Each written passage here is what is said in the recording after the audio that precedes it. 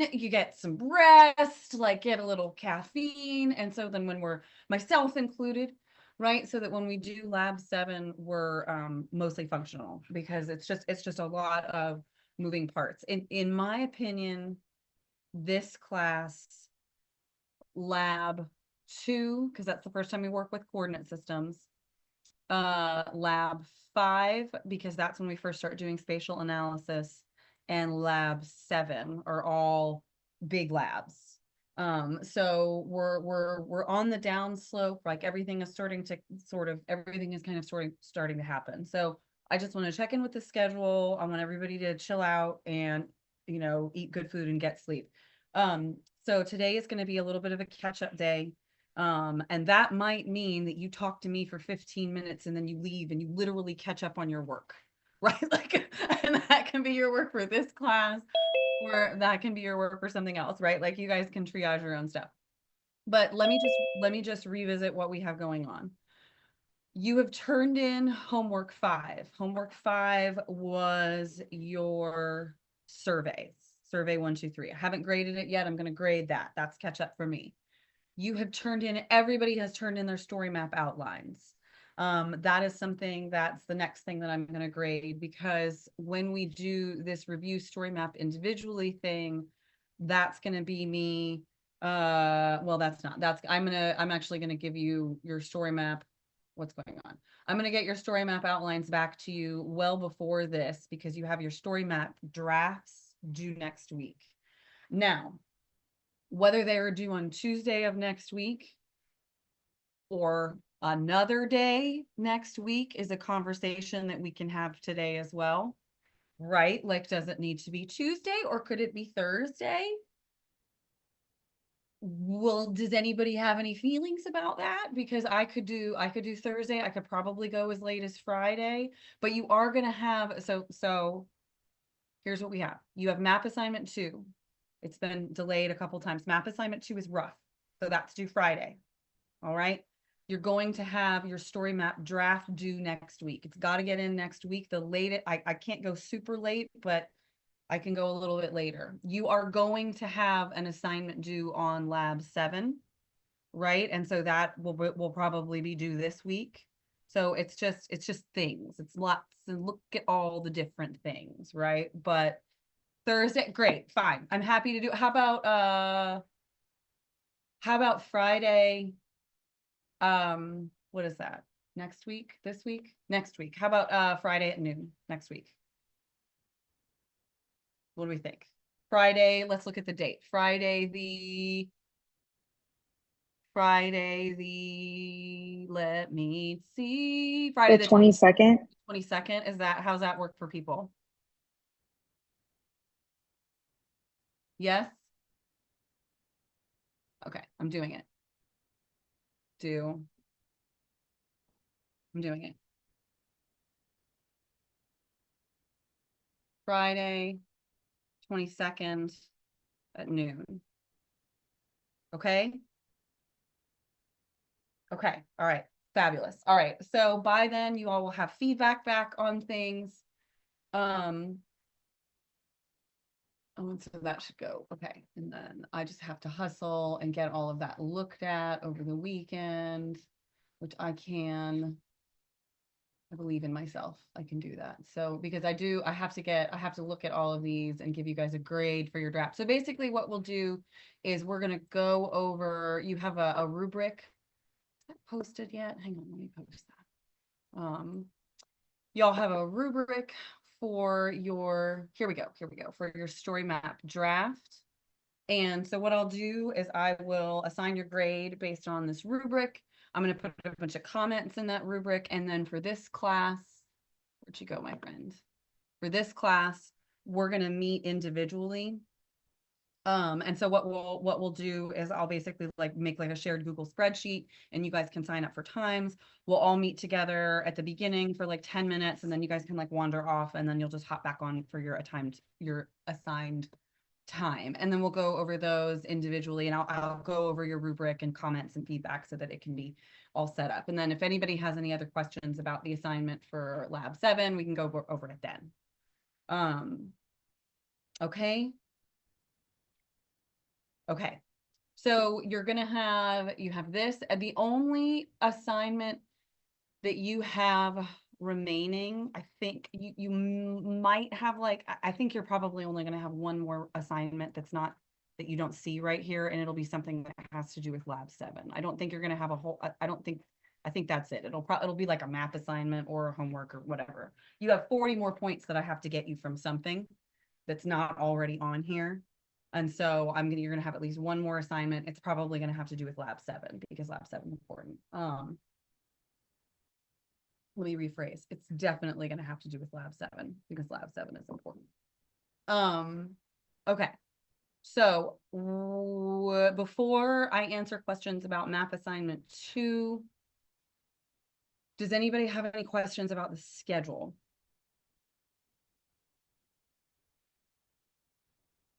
How's everybody doing being organized with this? It's starting to get wild. Yeah, right? Like, yeah.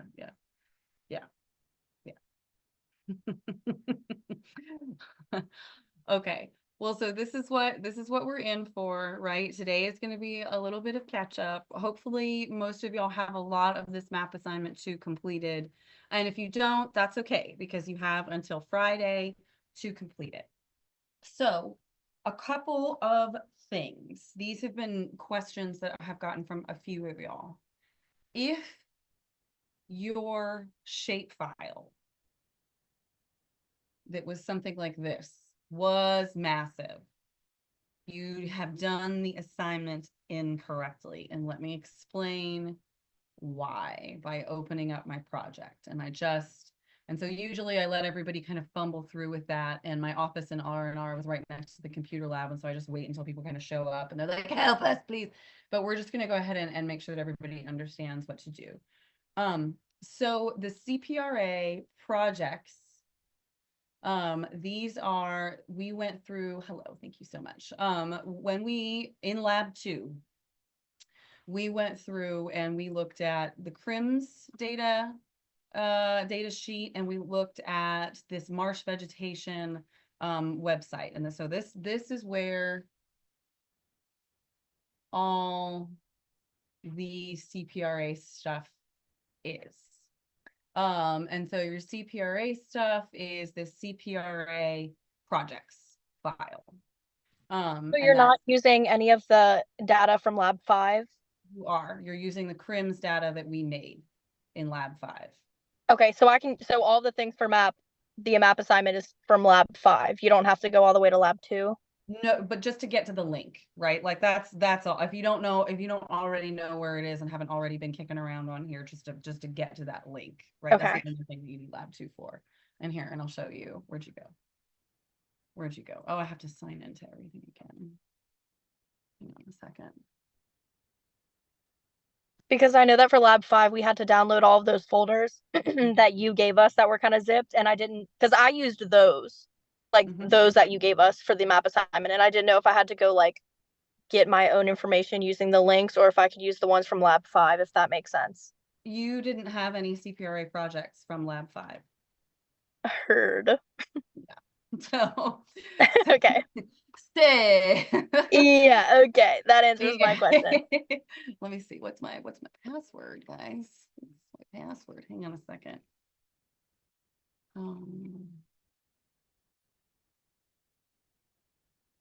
Right? Okay.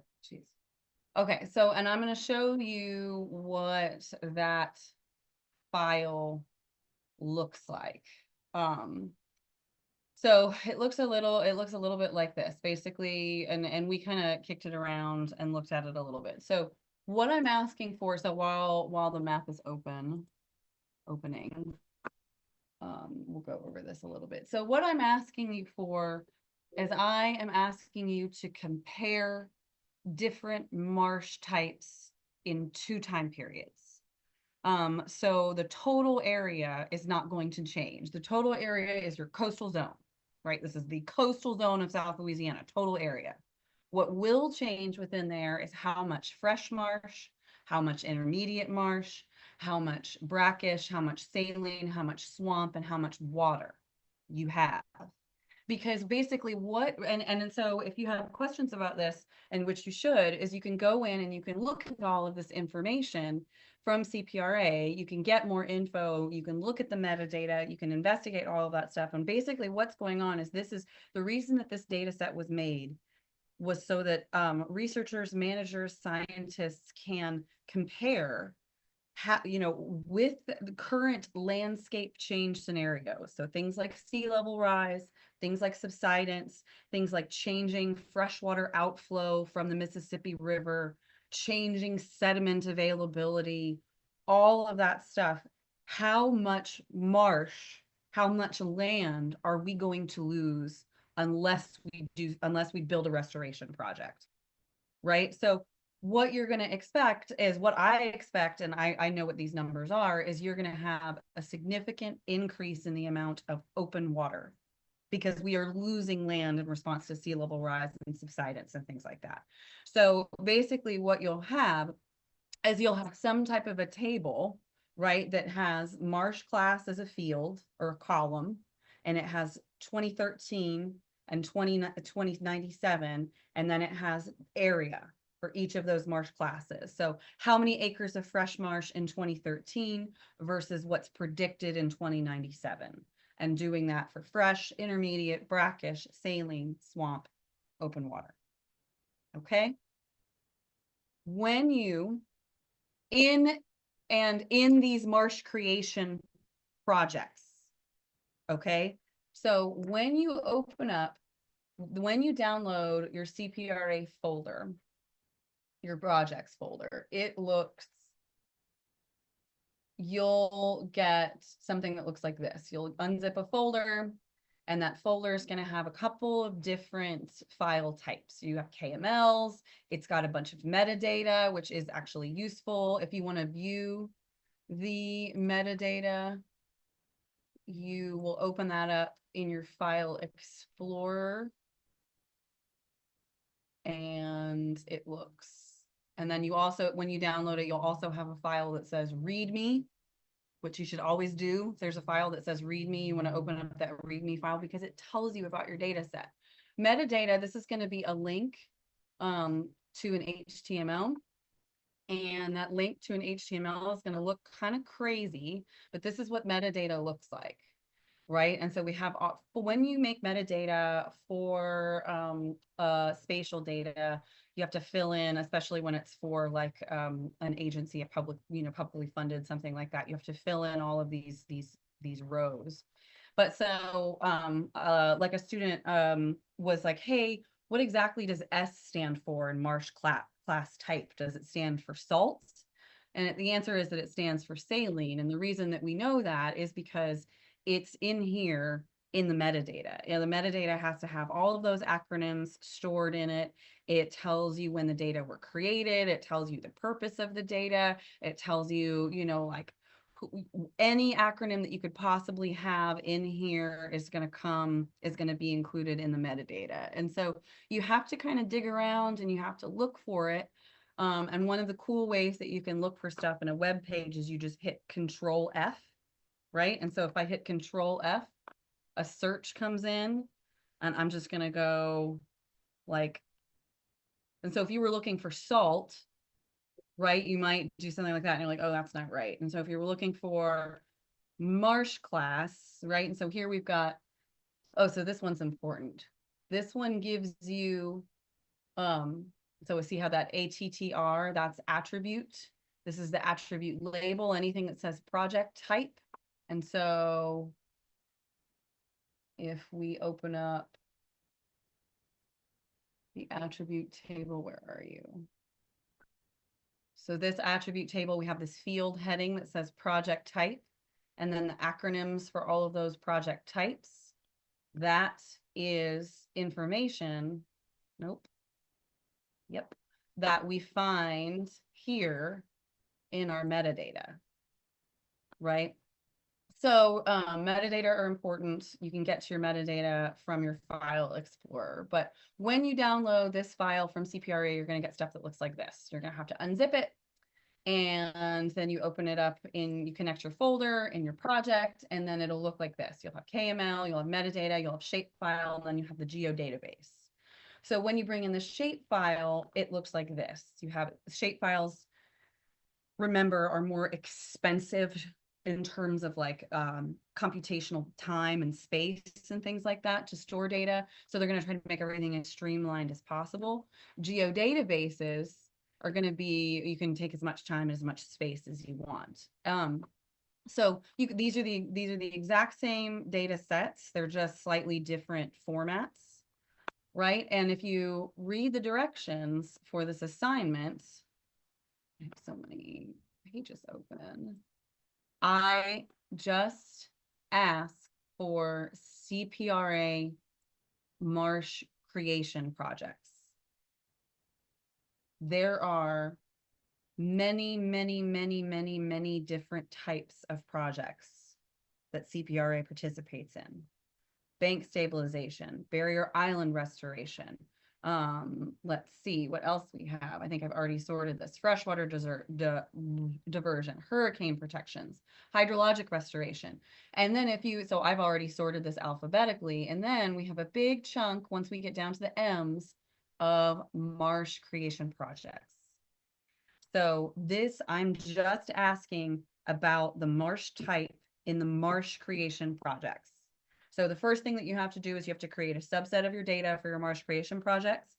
Then you have to figure out the area of each marsh type in those marsh creation projects, and you have to do that for 2 time periods. Okay? And then you have to figure out which CRIM stations. So we made this file. This CRIMS 5 kilometers, we made that in lab 5. You have this file. If lab 5 went okay for you anyway, you have that file. So what you have to do then is you have to select by location, which we did in lab 5. So you're going to have a document that's going to have a map, or probably 2 maps, comparing marsh type in 2 time periods. And then you're going to have a map document that shows CRIM stations, area of influence, those buffered CRIM stations that are within 5 kilometers of those marsh creation projects. You're going to have a shape file that is marsh creation 2013. You're going to have a shape file that is marsh creation 2097. And in your document, you're going to have a table that compares the area from the 2 time periods. Talk to me.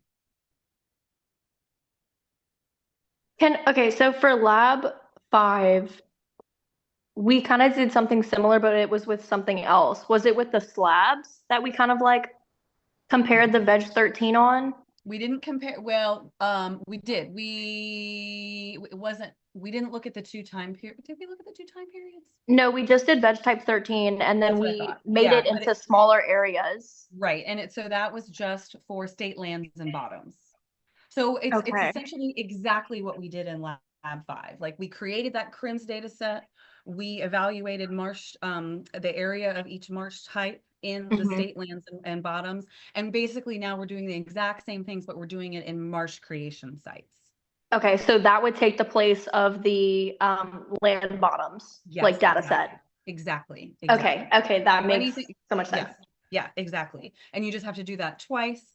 And this really is like a lab. This is an organizational challenge, right? It really is. It's like, you've got to keep yourself sorted out. You've got to do it. You've got to get it structurally, like making sense in your brain. And which for most of us means you've got to be kind of chilled out, right? Like, if you're already stressing, it's just going to be terrible and you're just going to hate it. So yeah, I think Taylor makes a really excellent point that, like, you're going to go back through lab 5 and you're gonna be like, what is this slabs, that's state lands and bottoms.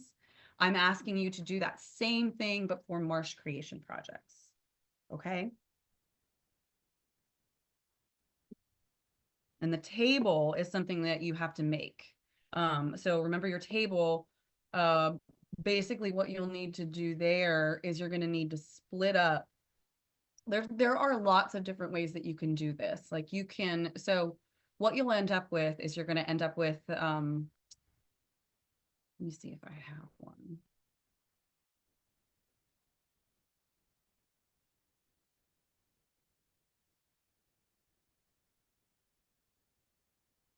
What you're going to end up with, sorry, I can't see anything, is you're going to end up with a shape file that looks like this, but prettier, right? You're going to have all of your Marsh creation projects, and then your attribute table is just going to be, you know, the Marsh creation projects from here. And then what you need to do is you need to intersect those with words, with the veg type. So this is all the same stuff that we did with slabs. So if you remember, can we look at lab 5 really quick? Let's see if we can look at lab 5. And one more time, how did you get the PC Marsh things? You used the Crims link on Lab 2? No. So here, hang on. Let me just find lab 5. Is that the CPRA projects? Is that what you're asking for, Taylor? That might be what you're asking for. Yeah, that is, sorry. Yes. No, so that's in lab 2, like second slide, data sources. Yeah, so I see the Crims and then the marsh vegetation. Is it the marsh vegetation? That's the link to it? So this marsh vegetation, that's this, and that gives you, this is our marsh vegetation polygons, which are somewhere right here. Right. Okay, so you scroll down to the vegetation. It was like a million years ago, but this is how we got our marsh vegetation data. One Okay. time we got it there. You have that already. You already have all of this. That is, she's not on here. Let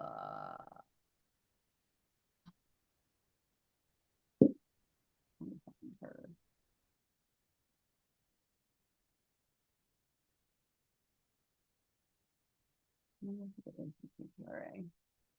So for this project, I mean, for this assignment, we're doing the top one, which is the CPRA projects, or are we going down to the vegetation one that we already have? You have your vegetation data already, right? So you should have, but if you needed to download it again, you would go here and you would download it again. But these are your projects, right? Okay.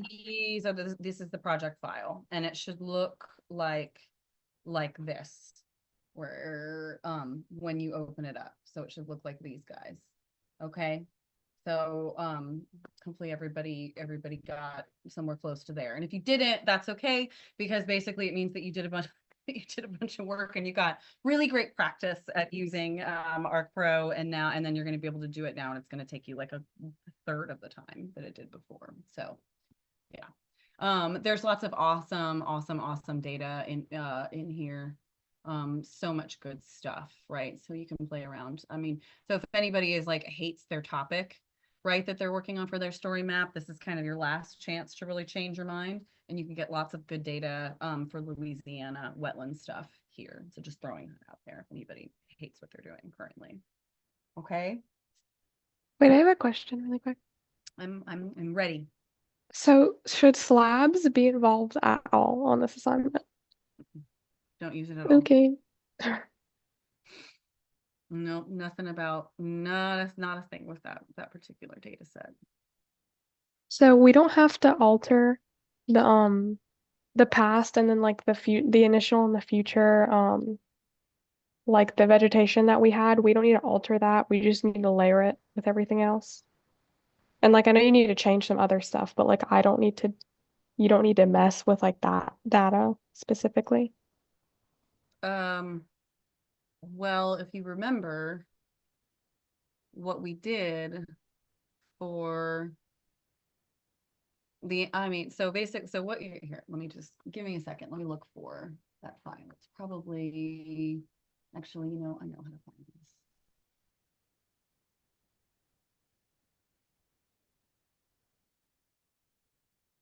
Where are you guys?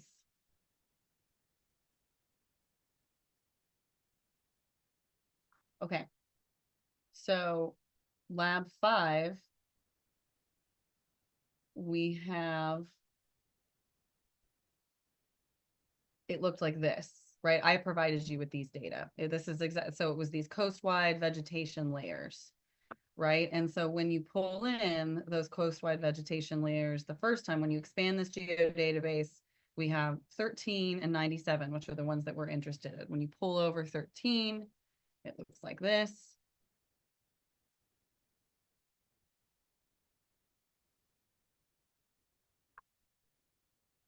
And so y'all remember that then we added symbology to that. And once we added symbology to that, it looked like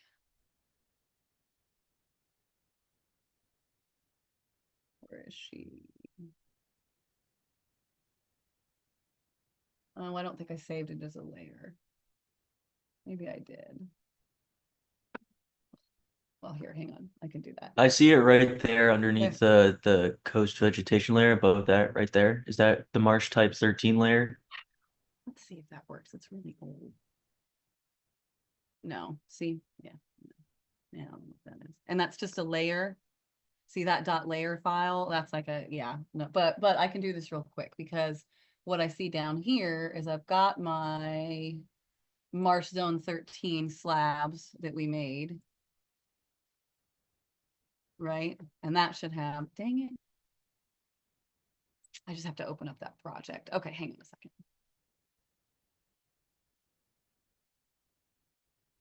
Hang on, everybody bear. This is going to be helpful. This is going to be so helpful, you guys. Ooh, we're going to be helped. I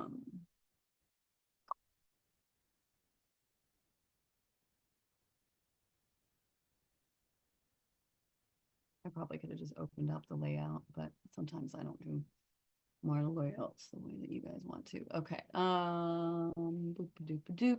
Lab 5 project. Yeah, let's look at her. So I can open this because this is on my computer, right? Not, remember, if you send me a project, you're going to get a big, terrible 0 because I can't do anything with a project. So at this point in the semester, please, please, I hope nobody's sending me projects anymore. I don't think y'all are, but just because I worry. Okay, so for lab 5, what we did, yeah, that's her name. Initial marsh zones PCS. So we have all these marsh zones, and actually, I can figure out where she lives. I can put her. She should have been right there. So sometimes I just need to know, like, because the naming convention, it gets so confusing. Okay, she is in lab 5, so she should be present. Okay, hang on.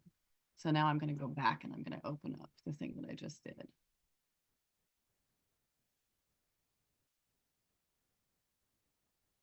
Oh no, because we need to be in projects. Oh, damn it.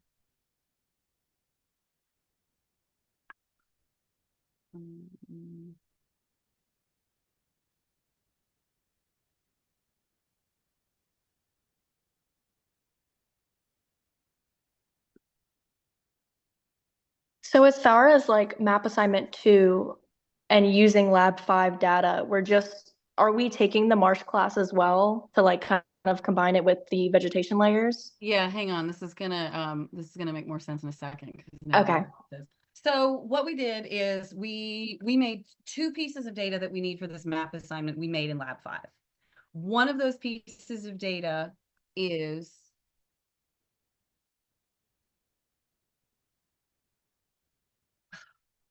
gotta move my desk, is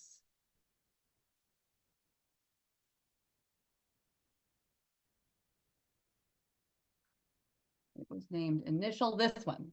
One of those pieces of data is this guy. Ah, damn it. And it doesn't have any of my nice geometry saved with it. So, ooh, this might be helpful, actually. Let's try this. But I know where it is now, right? So I'm going to go to symbology. And one of the cool things that you can do with importing symbology is you can import symbology from a shapefile that lives somewhere else that's not in the map. So let me see, because I know where it is, I should be able to find it. Okay, I'm gonna search. You just have to click the folder. And then we're gonna go and we're gonna find that project. And the project was in lab 5. Oh, no, it wasn't, Kristen.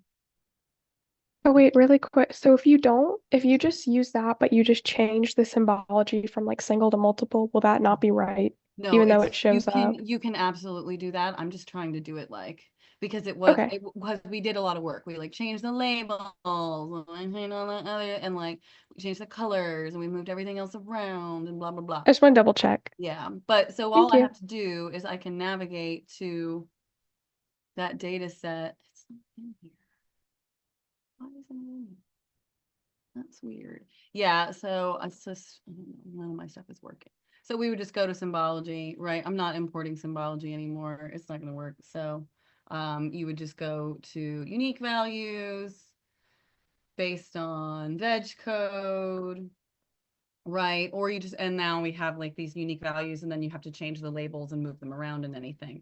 And then what we did last time is we intersected those with slabs. This one. Right? This time, what you have to do is you have to intersect those with marsh creation, right? So for our marsh creation sites,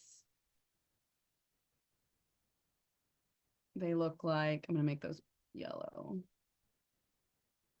They look like this, right? So in lab 5, I ask you, that was one of the first things that we do was we pull in that marsh zones for 2013. We make the symbology look beautiful. We get the labels all right. Then we pull in the marsh zones for 2097.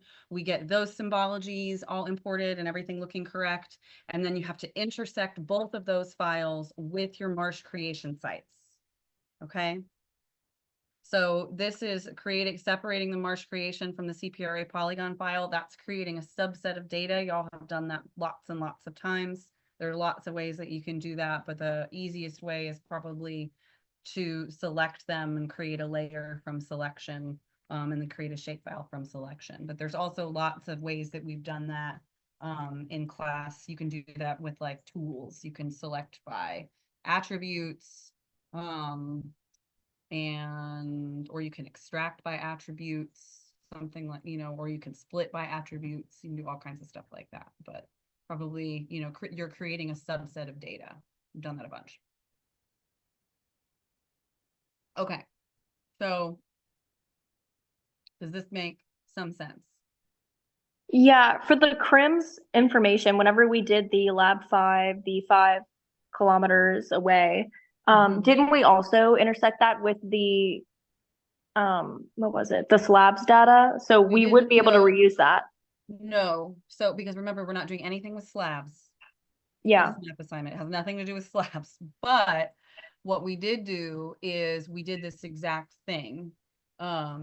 Because let me find I asked the question, which CRIM stations were, is that the right one? There we go. Okay. I asked the question, which CRIM stations were within 5 kilometers of slabs? And so what I'm asking for this assignment is which CRIM stations are within 5 kilometers of marsh creation? And so we wouldn't be able to use the information we got from the project because we have to change it instead of slabs to the marsh stuff. But you can use this, but you can use that CRIMS 5 kilometer buffered that you made. So yeah, you will use that. So this data, we made this, you'll use that marsh zone 13 with nice symbology, with the PCS. Make sure that everything is in the same projected coordinate system. Because if you don't, you're going to get the wrong geometry. and make sure that you update your geometry. And remember, what does geometry mean? Geometry is area, geometry is length, geometry is distance. And you have to, anytime you do anything with a shapefile that's analysis related, you have to recalculate that geometry. So don't forget to do that.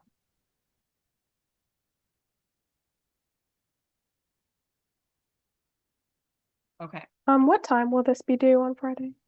Friday, what did I say? 5? 5. Okay, thank you. Let's do it. Let's put it on the calendar since you asked. Where's the calendar? Right here. Yeah, 5.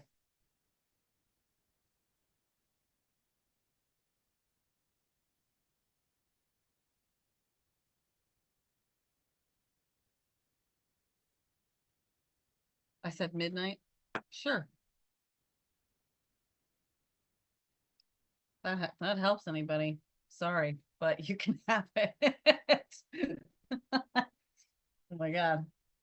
Trying to do anything past like 9 o'clock at night. I'm worthless. I'd rather get up at 4. Okay, yeah, of course. What else? For the table, I did it as the average. Should I change it to the summary of the amount Yeah, of? average is not the correct metric. All right, I'll change it to summary then. And because remember, I'm asking you for the total amount of each marsh type. Right? So total amount of fresh, total amount of intermediate, brackish, saline, swamp, total amount in 2013 in the marsh creation boundaries, total amount in 2097 in the marsh creation boundaries. Hey, Dr. Demarco, if we have the marsh creation things selected in the attribute table, how do we pull it out into the layer like you have it into the map? Because I did the select by attributes thing and it didn't pull out a new layer. That information is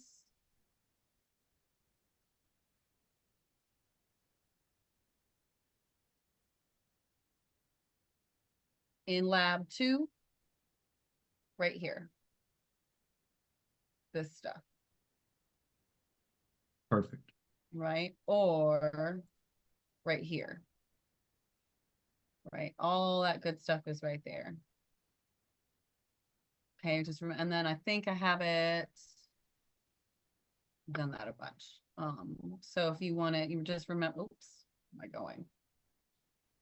Right, so like if this is selected in CPRA polys, right click, selection. Wait, I must not be in that one. I must be here. Right click, selection, make layer from selected features. And then that's going to show up and look like this. And then you have to you have to export your data as a shape file. And then you have a subset of data. Yes, There are ma'am. lots of Thank different you. ways to do it, but this is the way that we usually do it. And then just make sure that everything gets cleared before you do any kind of analysis. Okay. What else? What do we think?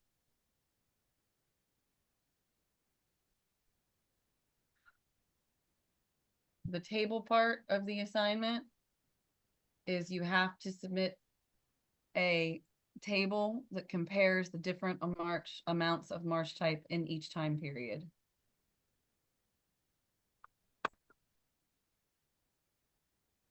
And you said it, I'm sorry if you said it 5 times. It's area, right? You're not using acres or hectares or anything like that. But no, but acres is a measure of a unit of area. So it can be square kilometers, it can be hectares, it can be acres, it can be all 3, right? Like Okay. it's just a unit of a unit of area, right? So whatever.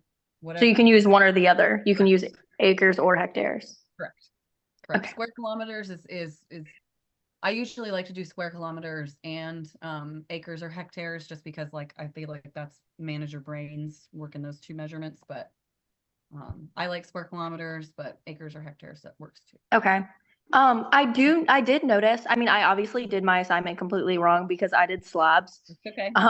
So I'll have to redo all of I that. don't But think you're the only one. I don't think you're the only one. yeah.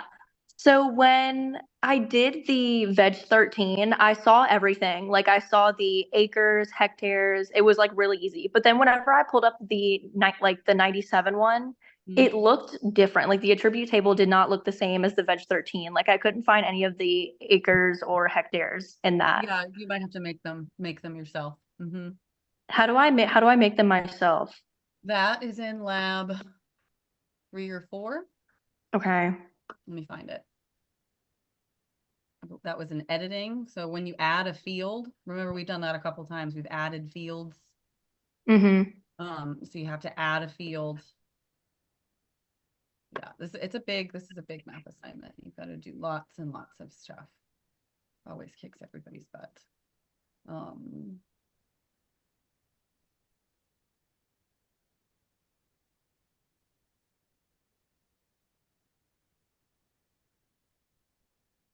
Yeah. So here we're just calculating geometry, but you actually have to go in and add a field, right? So you're going to add a field, you're going to name your field, you're going to tell it how many units it's going to have, you're going to have all that stuff, and then you're going to calculate your geometry if it's not already there. And I think because that's modeled and it's modeled so far in the future, the attribute table does look a little bit different. But you can get it where you need it to go, right? Just add that field and then just calculate your geometry. Okay, and then not to be stupid, but we're just assuming that this is 2097. No, that's and if you were unsure, where you find that information is in your metadata. Right, when you did the F3 and kind of like searched it. Okay. And you can go through and it looks big and scary and silly, but really if you start to figure out like the way that the coding works is you're like, oh, okay, we've got this is, attribute, this is my field heading, that's project type. And so, if we're looking over here, we're like, all right, project type, PPL, basin, like if we were looking at crims, let's look at you, or this isn't crims, this is marsh veg. But this guy has metadata associated with it where all that stuff is defined, right? You could, if you were really, trying to kind of ferret everything out, which you're working with a data set. I hope you guys are looking at all this stuff, but you could always go, more info and look up all, you can find all of this stuff on their website. Government websites have to be really, really particular about the way that they present their data. So they're going to have lots and lots of good stuff on here. So, oops. But notice if you download this vegetation data, oh no, they give you 2013. Good. Yeah, it gives you the same data set. Okay. Does that help everybody out a bit?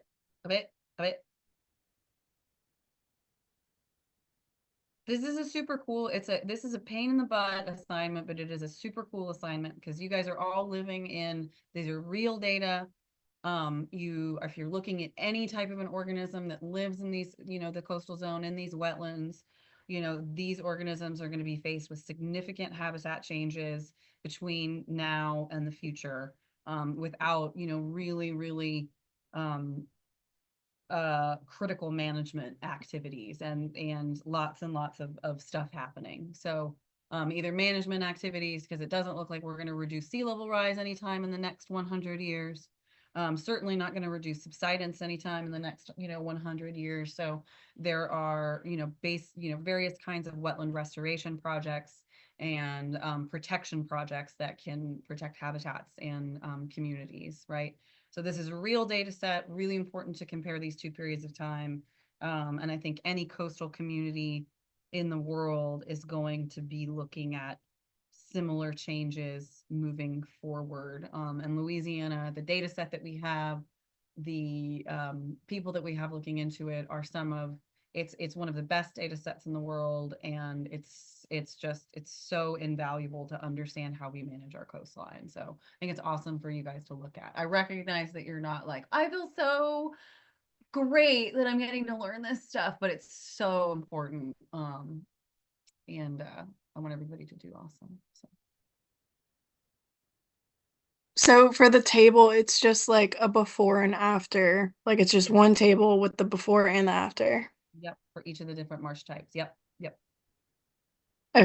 But remember how picky I am about figure captions and table captions, right? And descriptions and acronyms and stuff like that. You know, y'all remember that. It's just me trying to help everybody get super, super tight with their scientific writing, right? Figure captions, table captions, get them in the right place, define all of your acronyms, make sure you've got your units on there, all that stuff. Yeah, can you go through an example of how to give credit to the websites that we grabbed? You can just put in the link. But that's a great question. You could put in, let me see if I have. It would be like, you know, data from, pretend like I can type, link, accessed on so the main thing that I want here is that there's not any acronyms, right? Right, it's just, you know, Coastal Protection and Restoration Authority of Louisiana, right? I think is like the full proper name. Okay, so we could use that for the projects and the vegetation. So then the other thing we would have to cite would be the CRIMS data, right? Which you also give us the link for. Yeah, exactly. Okay, awesome. Exactly. What else?